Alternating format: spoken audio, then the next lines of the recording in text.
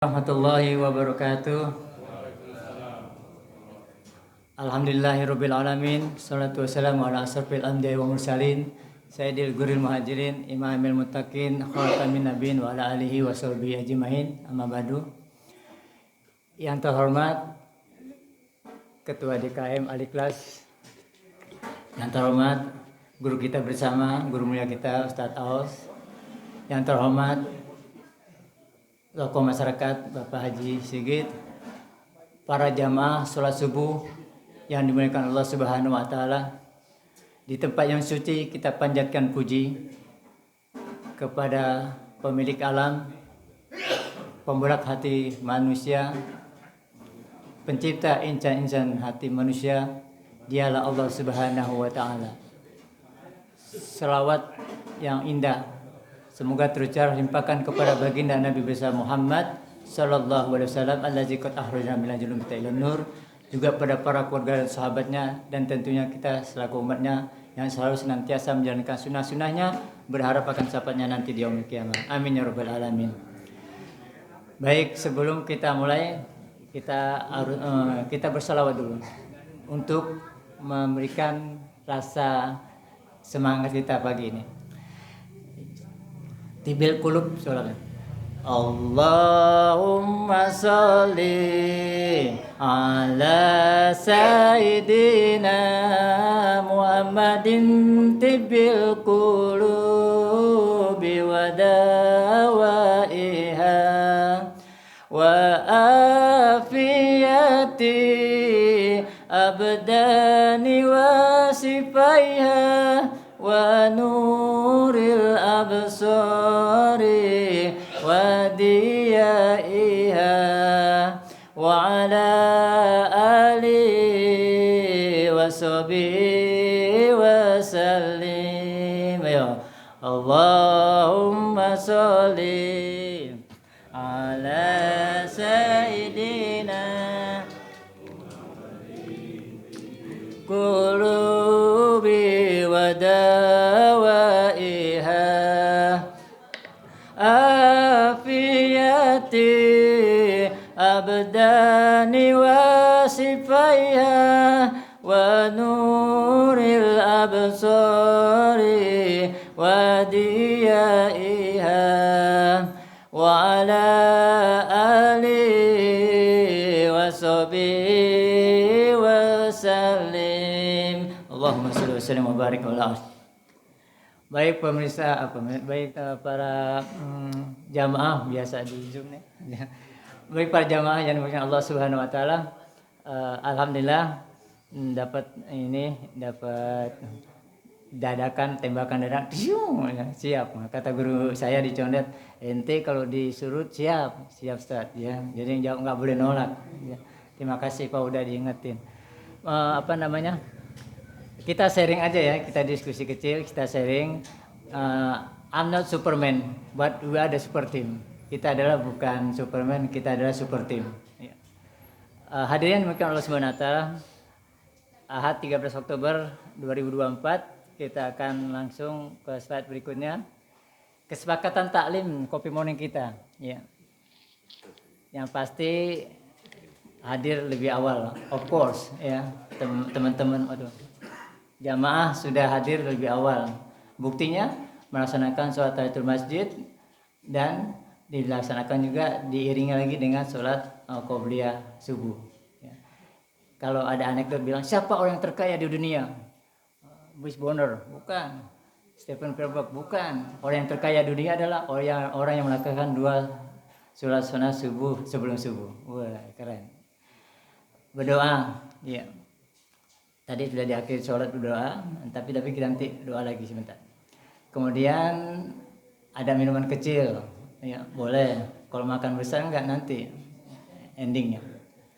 Saling menguatkan dan memotivasi, dan tentunya kita aktif, ya. Dan tidak ada debat kusir. Baik, untuk mengawali diskusi kita pagi hari ini yang cerah ini. Mari kita awali dengan membaca basmalah bersama-sama. Bismillahirrahmanirrahim. Materi kita kali ini mudah-mudahan cukup waktunya. I hope enough for the time. The first materi itu disiplin positif dan nilai-nilai kebajikan. And the second point is teori motivasi, hukum dan penghargaan, restitusi, keyakinan kelas, dan kebutuhan dasar manusia dan dunia berkualitas. Next. Restitusi, materi kelimanya 5 control position, 5 posisi kontrol, dan triangle restitusi. Selalu diawali dengan pertanyaan-pertanyaan ya, untuk kita merangsang, menstimulus brain kita ini.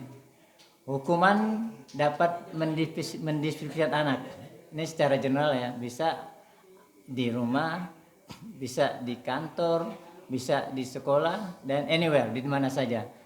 Poinnya adalah hukuman dapat mendisiplinkan karyawan, kita ganti anak jadi karyawan.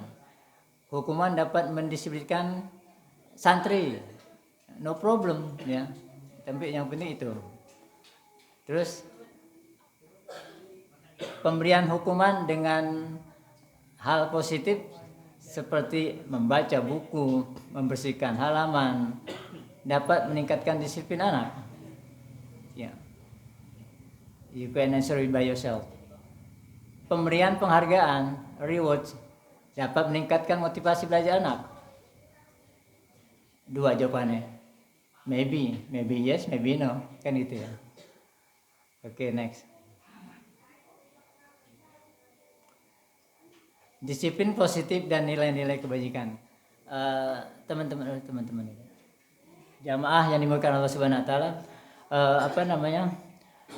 disiplin positif itu awalan dari kita kebiasaan, dan kebiasaan positif. Jadi ada mengatakan bisa karena terbiasa. Disiplin positif dan nilai kebajikan itu kalau di sekolah, in my school, di sekolah kami itu ada setiap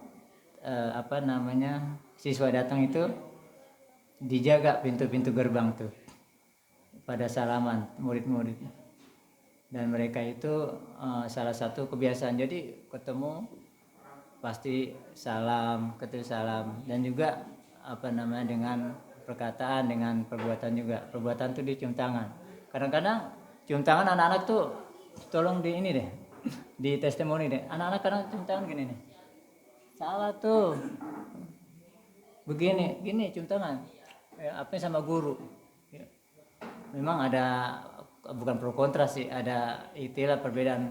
Kalau ada yang begini itu saya nggak ngerti dah, penting cium tangan dah gitu sama guru.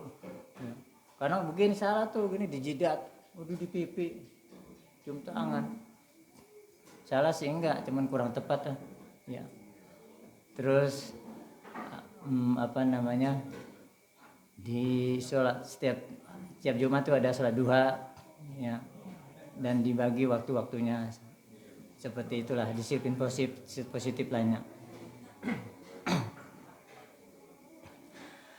Disiplin positif dan nilai-nilai kebajikan itu tujuannya adalah guru atau orang tua. Setiap kita ini guru ya. Setiap kita ini sebenarnya guru, orang tua. Memahami makna kontrol dari paparan teori kontrol Dr. William Glasser, serta miskonsepsi yang terjadi di kehidupan sehari-hari, serta dapat menjelaskan perubahan paradigma stimulus respon kepada teori kontrol. Guru memahami makna disiplin positif dan mengamati penerapannya di lingkungannya, serta kaitan teori kontrol dengan 3 motivasi perilaku manusia. Guru memahami pentingnya memilih dan menentukan nilai-nilai kebajikan yang akan diyakini dan disepakati seluruh warga sekolah, sehingga kelak tercipta sebuah budaya positif. Warga sekolah itu seperti kita, warga masyarakat, ada RT, ada RW, ada kemudian ada tetangga dan sebagainya. Kalau di sekolah ada guru, ada murid, ada kepala sekolah, ada waka, ada penjaga kantin, ada office boy, ada security, warga sekolah. Ice breaking dulu kita ya, biar nggak ngantuk. Kalau ngantuk repot. Memang kata kalau taklim ini ada rojatul jannah, tamannya surga. Jadi kalau orang ngantuk nggak apa-apa, jangan dibangunin, kata guru ngaji saya itu. Ya biarin di taman surga, angin silver. Enak. Dapat ngajinya tuh, dapat. Ya. Ketimbang orang tidur di rumah, dapat di ngaji. Nah, karena taman surga, rojatul jannah. Jadi nggak apa-apa ngantuk. Nah, biar nggak ngantuk kasih gini. Jadi asbiknya itu kita ini ya, jangan baper kalau sama saya. Kalau kan saya suka memberikan zoom ini baik di luring maupun daring itu pakai ice breaking. Ice breaking gini, ucapkan tahmid alhamdulillah, ucapkan tasbih subhanallah, ucapkan takbir Allahu akbar, ucapan tahlil la ilaha illallah, gitu ya. Itu saya waktu Jumatan di sekolah seneng tuh anak-anak, saya ganti ya, semangat. Jadi kalau di sekolah belajar mulu bosen Pak. Jadi kalau menurut Ki Haji Dewantoro itu belajar berdasarkan kodrat alam dan kodrat zaman. Ikutin irama mereka, jangan irama kita irama dulu. Ya. Nggak ada tuh, saya nggak pernah beri PR homework, nggak pernah. Ya. Alright, okay. Ucapkan tasbih subhanallah, ucapkan takbir Allahu akbar, ucapan tahmid alhamdulillah, ucapan tahlil la ilaha illallah. Kayak gitu ya. Nggak apa-apa, pada malu nggak apa-apa kan. Ini kan belum, saya tampil beda nih. Saya amati, saya analisis di awal sejak Kopi Morning nggak ada yang ice breaking. Ya, saya matiin. Jadi saya masuk berani tampil beda bro. Udah garam kali. Gitu. Jangan jaim ya, jangan jaim. Jadi kita bikin ini suasana enak. Sekolah saya ngajar 6 jam Pak, jamaah. 6 jam itu kalau gurunya ngebawain bete udah bosan, orang muntah tuh anak. Kagak, kami saya kasih SBK, saya kasih. Pokok tergantung, depend of the teacher, bergantung dari gurunya deh. Jadi saya amatin dari Jadi jangan tabu dengan di musola ini ada SBK, ada. Tadi saya suruh bawa HP, itu nggak enak kan. Next lah ya, kita bawa HP, kita ada tampilan yang keren. Baik, next. Miskonsepsi dari William Glasser itu ilusi guru mengkontrol murid. Kemudian ilusi bahwa kritik dan membuat orang merasa bersalah dapat menguatkan karakter. Ilusi bahwa semua penguatan positif efektif dan bermanfaat. Dan ilusi bahwa orang dewasa memiliki hak untuk memaksa. Bila kita ingin membuat kemajuan perlahan, sedikit-sedikit ubahlah sikap atau perilaku kita. Namun, bila kita ingin memperbaiki cara-cara utama kita, maka kita perlu mengubah kerangka acuan kita. Ubahlah bagaimana kita melihat dunia, bagaimana kita berpikir tentang manusia. Ubahlah paradigma kita, skema pemahaman dan penjelasan aspek-aspek tertentu tentang realitas dari Stephen R. Covey di tahun 1991. Ini luar biasa ini. Nah, stimulus respon dengan teori kontrol. Kalau stimulus respon itu realita atau kebutuhan kita sama. Tapi teori kontrolnya, anak-anak perhatikan nih. In the corner, please attention please.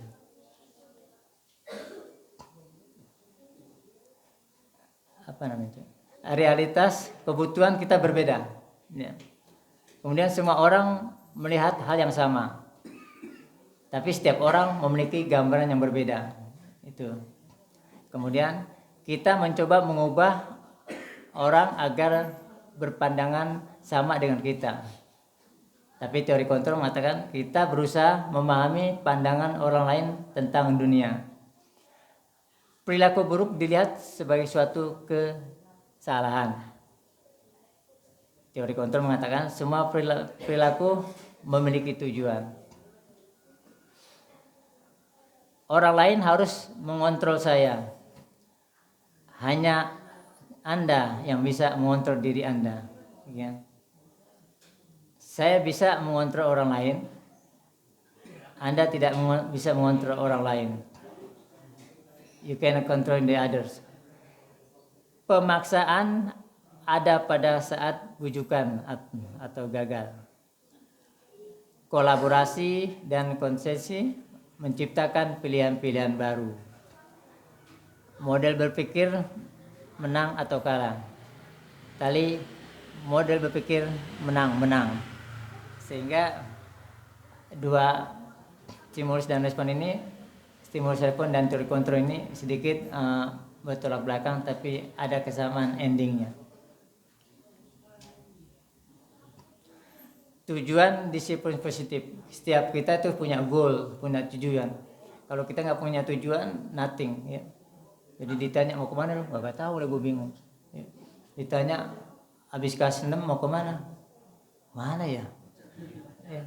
Saya testimoni, saya kan wali kelas 12 itu kan kalau udah selesai saya tanya tuh di apa namanya di kelas, setelah ini kalian mau kemana? Saya tanya satu-satu, kamu mau kemana? Nggak tahu ya Pak ya, mau kemana? Tuh. Anak zaman sekarang aja belum tahu, hanya 10% lah. Artinya apa? Belum ada tujuan. Kalau sudah ada tujuan enak. Nah, tujuan disiplin positif ini adalah menanamkan motivasi untuk menjadi orang yang mereka inginkan dan menghargai diri sendiri dengan nilai-nilai yang mereka percaya. Pakai tetap berperilaku baik dan berlandaskan nilai-nilai kebajikan. Karena mereka ingin menjadi orang yang menjunjung tinggi nilai yang mereka hargai untuk mencapai tujuan mulia. Jadi tujuan disiplin positif seperti itu salah satunya. Ya, untuk menjadi tujuan yang mulia. Makna kata disiplin, Bapak pendidikan kita Ki Hajar Dewantoro menyatakan bahwa di mata ada kemerdekaan, disitulah harus ada disiplin yang kuat. Sungguh pun disiplin itu bersifat self disiplin, yaitu kita sendiri yang mewajibkan kita dengan sekeras-kerasnya. Tetapi itu sama saja sebuah, jikalau kita tidak cakap melakukan self disiplin, wajiblah penguasa lain mendisiplinkan diri dan dari peraturan demikian itulah harus ada di dalam suasana yang merdeka. Digedein dikit dah. Kegedean. Nah, seperti itu. Jadi makna disiplin itu sangat penting, khususnya untuk anak kita, boleh di rumah, boleh di sekolah.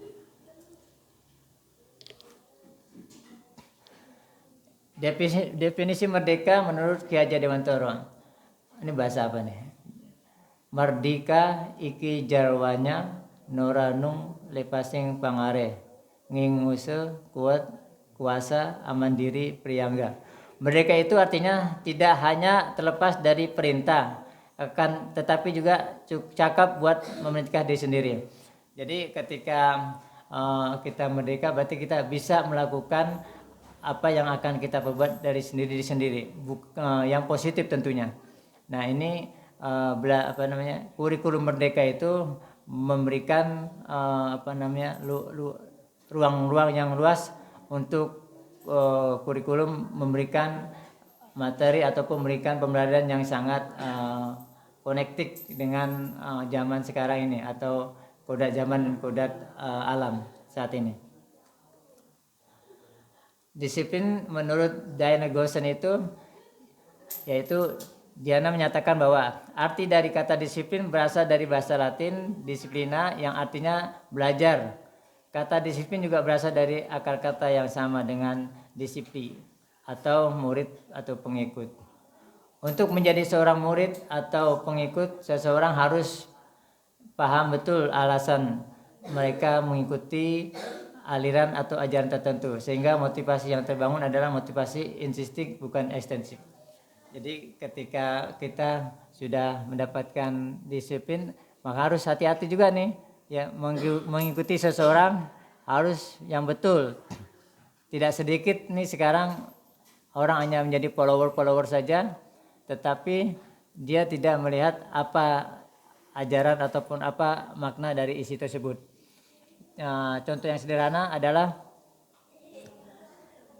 ketika saya sudah sampaikan kepada anak-anak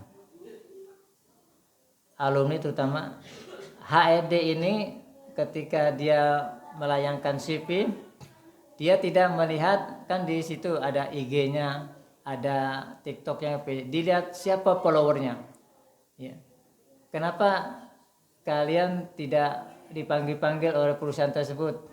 Ya, padahal sudah melayangkan surat panggilan. Ternyata HRD itu melihat followernya dia ngikutin apa ini, ya, ngikutin. Nah dari situ HRD sekarang menilainya, bukan dari CV S3, S2, S1 pengalaman kerja, tapi dilihat salah satunya adalah dari IG-nya, dari TikTok dan sebagainya, dari aplikasi, dari ini kebiasaan mereka. Nah itu tidak semua HRD, tapinya hanya beberapa teman-teman perkumpulan di HRD itu seperti itu dia. Jadi ketika lamaran kalian tidak dipanggil atau tidak ada respon, something wrong dengan dengan lamaran tersebut. Artinya bukan itu berarti keharusan, tidak semua HRD, tapi nggak semua HRD seperti itu. Jadi kami sering mengingatkan pada anak-anak seperti itu. Nilai-nilai kebajikan universal. Nilai-nilai kebajikan adalah sifat-sifat positif manusia yang merupakan tujuan mulia yang ingin dicapai setiap individu. Tentunya kita ingin berbuat baik, kita ingin bersifat positif. Enak kalau sikap positif itu. Orang kita papasan di jalan, kalau kita punya sifat positif, dia nggak negur gue ya, positif aja, buru-buru dia kali ini ada masalah, ada banyak masalah kayaknya nih, gitu. Jadi kalau kita negatif mulu repot, ya. Terus kita jalan itu, tuh Pak Haji Iwan dipanggil Pak Haji Rudi nggak nengok tuh, kenapa ya? Iya lah, naik Pak Haji Iwan dipanggil Pak Haji Rudi, nggak nengok, ya. Pak Haji Iwan dipanggil Pak Haji Rudi nggak nengok ya. Ya namanya Pak Haji Iwan, bukan Pak Haji Rudi. Gitu. Jadi positif. Kalau positif enak deh kita hidup. Menyatakan, si ini nggak pernah ke musola ya. Dia males banget, jangan gitu. Positif. Wah dia banyak kesibukan tuh. Dia ke luar kota, tugas luar kota, ya. Gitu. Makanya kita udah positif enak madah pokoknya. Ya, jangan nggak pernah ke musola, nggak pernah ngaji tuh. Nah kalau ngaji repot nih Ustaz. Kalau ngaji nggak pernah ngaji tuh, kalau ngaji wajib. Terus menyatakan bahwa setiap perbuatan memiliki suatu tujuan, of course, dari Dr. William Glasser pada teori kontrol 1984. Mengumpulkan bahwa dengan mengaitkan nilai-nilai kebajikan yang diyakini seseorang, maka motivasi instinknya akan terbangun, sehingga menggerakkan motivasi dari dalam untuk dapat mencapai tujuan mulia yang diinginkan. Nah, motivasi yang dari dalam ini yang penting nih, ya. Keinginan untuk maju, keinginan untuk memutus rantai kemiskinan, Ya, keinginan untuk supaya tadi Ustadz Aus bilang semalam jangan minta-minta ya, jelek, diem aja, susah ya diem aja, biarin. Kayak saya susah diem aja. Ya, yang penting happy kita, nggak minta-minta, it's not good. Oke. Profil pelajar Pancasila itu, yuk kita dengung-dengungkan profil pelajar Pancasila. Beriman dan bertawakal pada Tuhan Yang Maha Esa, berakhlak mulia, mandiri, bernalar kritis, kemudian bergotong royong dan reaktif. Ini sebenarnya kita sudah lakukan, tapi baru dituangkan. Ada pelajar Pancasila, dulu ada pemuda Pancasila, ya kan? Ada Universitas Pancasila, ya banyak ya. Baru sekarang aja digaung-gaungkan. Terus menurut Primary Yes Programs itu ada toleransi rasa, ada hormat, ada integritas, ada mandiri, ada menghargai, ada antusias, empati, keinginan tahuan, kreativitas, dan percaya diri. Kalau 9 pilar karakter, ya Indonesian Heritage Foundation itu cinta Tuhan dan segenap ciptaannya. Kalau kita orang Islam jangan menyebut Tuhan, ya, kalau Ustaz tahu nih. Tuhan, ya. Allahu, Allahu, Allah juga. Tuhan, Tuhan, lama-lama. Ya. Jangan biasain. Allah sebutnya geli banget nyebut Allah. Kita harus percaya sama Tuhan. Tuhan orang Islam. Allah. Saya kan anak tuh suka itu. Ya. Keki.com jadinya. Lanjut. Institusi organisasi. Lifelong guardians of life skill. Keterampilan hidup dapat dipercaya, lurus hati. Ini dapat dipercaya nih, misalnya ngutang tuh pinjam dong, bayar besok bayar. Jangan nggak bayar. Kalau nggak bayar kabarin. Jangan yang ngutangin dipermutuin aja. Ketemu belok kiri, belok kanan. Jangan, dapat dipercaya. Lurus hati. Pendengar yang aktif nih. Waktu talim on the road sama Ustadz Tawas nih. Pendengar yang aktif. Kita harus jadi pendengar yang aktif. Orang kalau ngomong kita dengerin demen deh. Oh iya. Oh ya. Oh iya. Nah itu, jadi senang dia, curhatnya sama dia. Kan pendengar. Tapi kalau kita kebanyakan ngomong, beda sama ini ya. Kalau ini kan saya ngomong nih, beda konteksnya. Nah, jadi. Kemudian tidak merendahkan orang lain. Jadi siapapun yang memberikan sharing ilmu ini, kita walaupun kita udah tahu, aku udah tahu itu, jangan ya. Saya kalau monitoring anak-anak PKL di hotel, saya orang hotel. Saya nggak memposisikan saya orang hotel, saya pura-pura bego. Oh gitu Ibu. Iya Pak Alam, hotel tuh harus 3 shift, ada night shiftnya. Padahal anak PKL nggak boleh night shift. Oh iya, oh gitu. Iya Pak, Bapak itu ya. Katanya seniornya kita yang diajak ngomong. Jadi kita tidak merendahkan orang. Oh gitu, ya. Begitu dia ngomong, cucus baru kita tabrak, bus. Memberikan yang terbaik dari diri kita. Kemudian dari petunjuk hidup, peduli, ya. Ini luar biasa nih. Saya suka sharing sama temen di Condet itu. Mohon maaf. Kalau untuk kalau untuk sumbangan luar biasa, bro di Kauripan cepet. Oh iya, ini buktinya nih. Tuh ada yang 1 juta, ada yang iya. Di sana keuangannya Masya Allah ya. Tapi kalau di sini luar biasa. Jadi mereka tuh kadang suka iri dengan teman-teman di sana. Memang keterbatasan ya, keterbatasan. Tapi di sini luar biasa. Maulid kemarin ambil tembus sekian juta, terus bangun rumah rumah marbot hampir sekian juta, kan luar biasa. Kegotong royongannya, pedulinya di sini, penalaran, bekerjasama, teamwork, brave, keberanian, keingintahuan, effort usahanya, keluasan berorganisasinya, kesabaran, keteguhan hati, kehormatan, memiliki rasa humor. Nah ini nih, kalau kita nggak ada rasa humor, hidup tuh lurus aja. Coba deh ngajar, lurus aja, bete. Perwalian saya ngadu, pak diajar sama si bapak ibu ini males saya pak, kenapa? Pak, 4 jam, itu orang bete, ya. Gak ada itu. Nah, dipanggil, dia ada perbaikan setiap 6 bulan sekali. Ya. Integritas, sumber pengetahuan, tanggung jawab, persahabatan. Yang di merah-merahin itu yang lebih ini lah, ya. Persahabatan dan tanggung jawab setiap orang. Oke.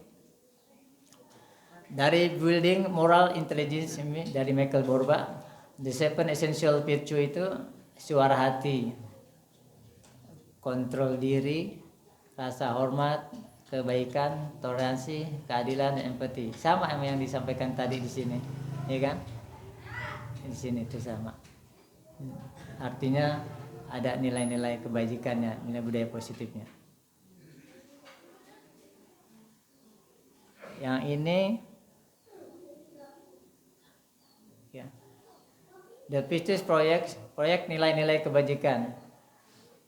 Ada peduli, ada keterus terangan, ada kebersihan. Kira-kira di sini nilai-nilai kebajikannya apa saja? Pasti banyak, ya. Satu diantaranya di sini kejujuran ada, ya. Bendahara, ada orang transfer segala macam, jujur dipublikasikan. Tanggung jawab, dermawan di sini ada, ya kan? Dermawan banyak sekali, ya. Kemudian kedamaian, Ustadz Hasan bilang sering, kita ya damai, ya. Damai Indonesiaku, TV One. Gotong royong, ya kan? Ada apalagi di sini? Pengertian, toleransi, bersyukur. Nah, nilai-nilai kebajikan ada di sini semua, ya. Dan tentunya di sini apalagi yang penting adalah baik hati, ya. Ketenangan hati. Nah, alhamdulillah sudah di satu kolom ini banyak sekali nilai-nilai kebajikan dari Musola Al-Ikhlas ini. Oke, lanjut. Apa saja nilai-nilai kebajikan di sekolah atau di kantor kita selama ini? Apakah perlu diubah atau ditambah? Kita balik lagi ke sini. Apakah nilai-nilai kebajikan di kantor kita, ya, bisa dipakai di kantor ini, bisa dirubah, atau di keluarga kita atau di musola kita? Apa nilai-nilai ini bisa kita terapkan, ya? Mana yang paling banyak, mana mau ditambah, tapi dikurang sih enggak, ya, ditambah. Sehingga kolom-kolom ini kalau teman-teman, kalau jamaah mau rubah, no problem, bikin, ya. Supaya nanti karyawannya itu yang sudah menjadi atasan atau bos bisa mendelegasikan tugasnya dengan baik, gitu. Nah, apa saja nilai-nilai kebajikan di sekolah, di kantor kita selama ini? Apakah ada yang perlu diubah atau ditambah? Ya, kita yang tahu, ya. Jadi misalnya DKM, nilai kebajikan kita apa nih yang harus ditambah dan apa yang harus yang perlu dikurangi sih enggak, ya, kayak gitu. Sehingga ada ada kebaruan dalam suatu organisasi ataupun dalam suatu komunitas tersebut. Yang kedua adalah materinya teori motivasi, hukum dan penghargaan.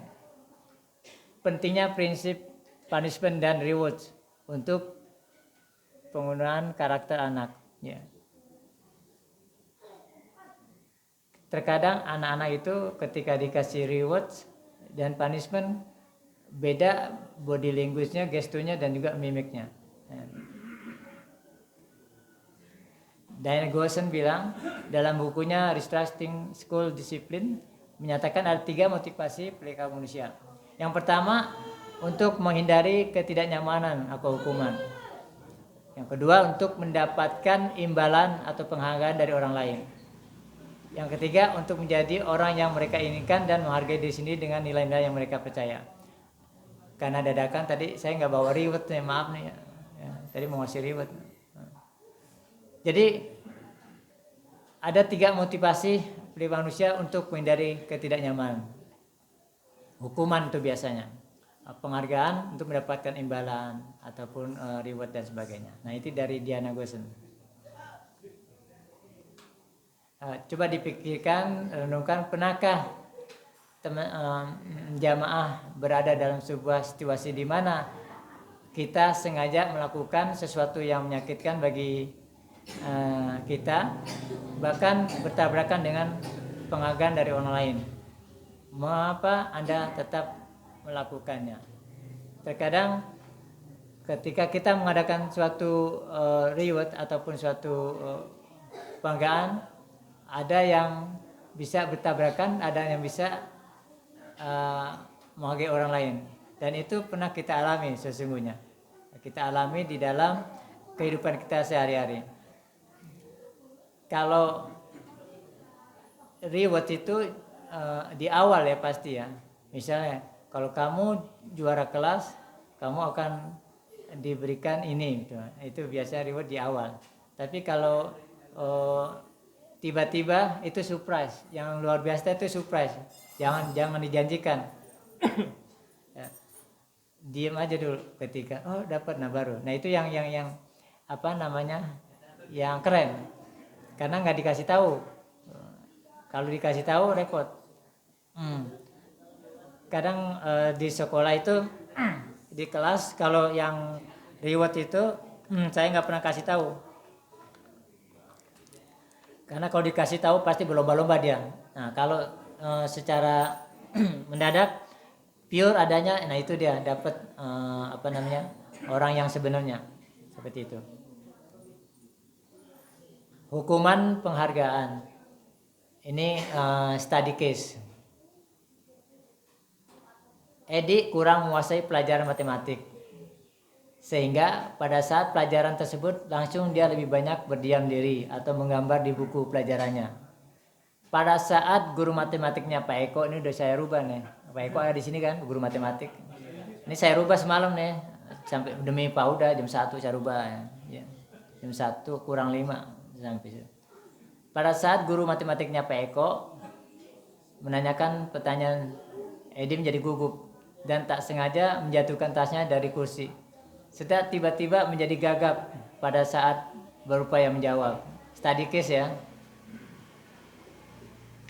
Seluruh kelas pun tertawa melihat perilaku Edi yang bicara tergagap dan terkejut tersebut. Pak Eko, warga Candaroka, pada saat itu membiarkan teman-teman Edi menertawakan Edi yang tergagap dan malu luar biasa. Dan malahan minta Edi untuk ke depan. Ya. Dan berdiri di depan kelas sambil menunjuk hidungnya karena tidak bisa menjawab pertanyaan Pak Eko, guru matematik di Pelita Insani. Benar nggak? Promosi nih ya. Kelas makin gaduh dan anak-anak pun tertawa melihat Pak Eko. Dan anak-anak pun tertawa melihat Edi di depan kelas memegang hidungnya. Apakah teman-teman, apakah jamaah setuju dengan tindakan Pak Eko terhadap Edi? Kan begitu. Ya. Mengapa? Ya. Why? Because. Karena bla bla bla, ya. Menurut teman-teman, menurut jamaah, tindakan Pak Eko terhadap Edi adalah sebuah hukuman atau konsekuensi, kan gitu. So you can answer by yourself, ya. Jadi ini adalah salah satu testimoni ataupun study case yang sebenarnya terjadi di satu sekolah, ya, sehingga kami sama-samakan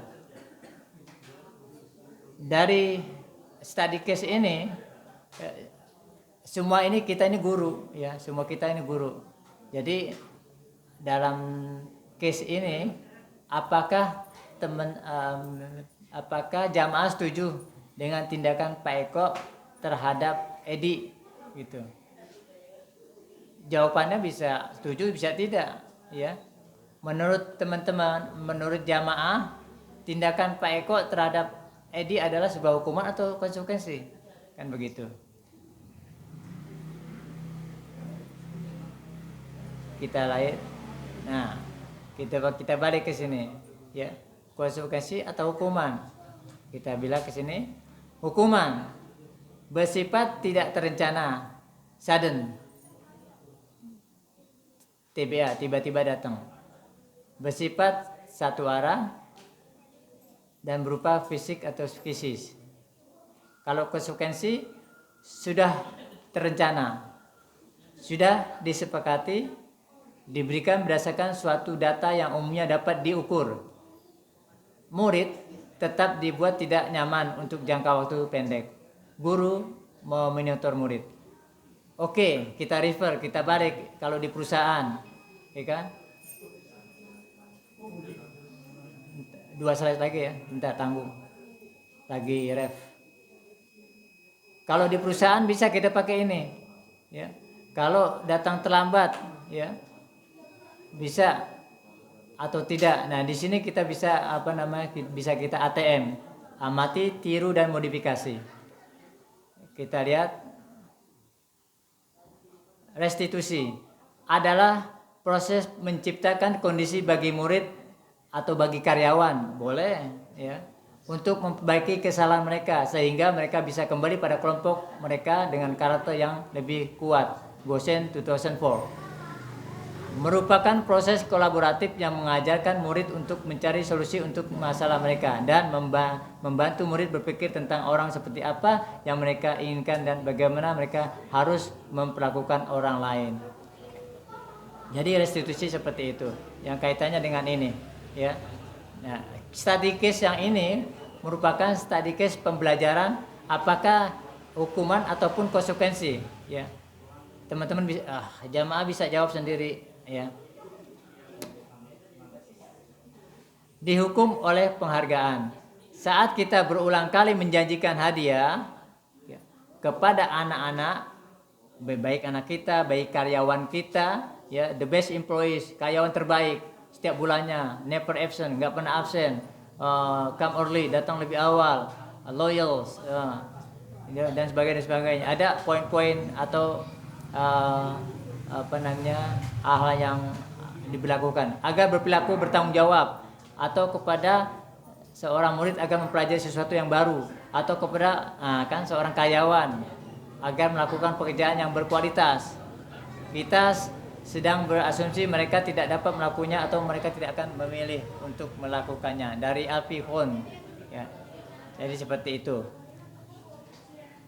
Dan Alfie Kohn juga memberikan penghargaan maupun hukuman adalah cara-cara mengontrol perilaku seseorang yang menghancurkan potensi untuk mempelajari yang sesungguhnya.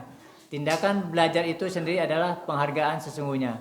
Tindakan memberi penghargaan atau nilainya sama dengan menghukum seseorang. Penghargaan, pengaruh jangka pendek dan jangka panjang. Penghargaan tidak efektif. Penghargaan merusak hubungan. Penghargaan mengurangi ketepatan. Ini beda ya penghargaan yang dilakukan ketika ada lomba kompetisi. Ini bukan itu kalau pengorbanan itu, kalau itu kan ada satu lomba. Tapi ini penghargaan yang di kelas, di kantor, di rumah, seperti itu. Penghargaan menurunkan kualitas. Can be, bisa juga penghargaan mematikan kreativitas. Can be, bisa juga penghargaan menghukum. Sometimes motivasi dari dalam diri, bisa, ya, seperti itu. Ya. Terakhir, tindakan guru atau tindakan orang tua atau tindakan manajer atau tindakan ustadz, tindakan bos, kita rubah di kolom pertama title-nya. Tindakan orang tua di rumah, tindakan manajer di kantor. Ini hukuman atau konsekuensi ini. Jangan jaim ya. Satu slide doang nih. Masih banyak sebenarnya. Mencatat 100 kali dalam buku kalimat saya tidak akan terlambat lagi. Karena terlambat karena terlambat ke sekolah. Ini hukuman atau konsekuensi? Jawabannya nggak dosa, nggak konsekuensi. Oke. Terus yang the next, yang kedua, lari mengelilingi lapangan basket 2 kali karena terlambat hadir di sekolah. Hukuman atau konsekuensi? Oke. Kalau di tempat lain rame nih, ini nggak apa-apa pada jaim. Murid diminta untuk push up 15 kali karena tidak menggunakan masker ke sekolah. Ini zaman Covid nih. Konsekuensi atau hukuman ya gitu. Oke, menggantikan kertas tugas karena kertas teman karena dicoret-coret itu. Terus membersihkan tumpahan air di meja tulis karena tersenggol pada saat belajar. Hukuman atau konsekuensi. Murid disuruh untuk mengenakan sepatu seharian di sekolah karena tidak mengenakan sepatu hitam. Nah, ini orang tua yang teledor. Terakhir, lari mengelilingi lapangan basket 2 kali karena terlambat 10 menit untuk pelajaran PJOK, pendidikan olahraga. Pendidikan jasmani dan olahraga kesehatan. Jawabannya di sini terakhir. Ya. Hukuman, konsekuensi, hukuman dan konsekuensi. Oke. Karena waktunya sudah habis dan masih banyak lagi materinya, tapi mudah-mudahan materi yang sederhana ini bisa buat mengingatkan saya lebih aktif lagi, lebih care lagi terhadap pendidikan khususnya untuk anak-anak, dan mungkin untuk para jamaah bisa diimplementasikan kepada yang punya bawahan di kantor bisa, dan juga kepada anak-anak yang di rumah. Kurang dan lebihnya kami mohon maaf. Sekali lagi kalau Angkatan Darat bilang terima kasih yang seluas-luasnya, Angkatan Udara bilang terima kasih yang setinggi-tingginya, Angkatan Laut bilang terima kasih yang sedalam-dalamnya, kalau Pak Ustadz bilang terima kasih ala kadarnya. Wassalamualaikum warahmatullahi wabarakatuh. Ikan hiu muter-muter. See you later.